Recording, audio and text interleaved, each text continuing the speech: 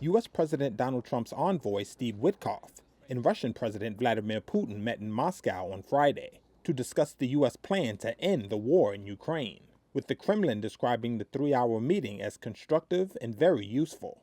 Witkoff's latest trip follows talks this week at which Ukrainian and European officials pushed back against some of the U.S. proposals for how to settle the conflict, the deadliest in Europe since World War II. But Trump told reporters on Friday that he believed a peace deal was close. We're going to try and get out of war so that we can save 5,000 people a week, and that's what my aim is. I want to save 5,000 young men.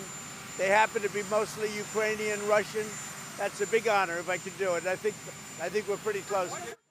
Witkoff's visit comes a day after Trump criticized a Russian missile and drone attack on Kyiv that killed at least 12 people and posted on social media, quote, "Vladimir, stop." On Friday, Kyiv residents brought flowers to a makeshift memorial at the site of the Russian strike. Meanwhile, Russian investigators said a car bomb killed a senior Russian military officer in the town of Balashiha just east of Moscow, in an attack that Russian war bloggers blamed on Ukraine. The killing followed the assassinations of several high-ranking Russian military figures, which Moscow has blamed on Kyiv.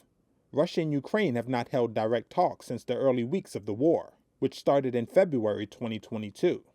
According to text seen by Reuters, the peace proposal Witkoff has presented calls for formal U.S. recognition of Russia's control over Crimea, the Ukrainian peninsula Moscow seized and annexed in 2014.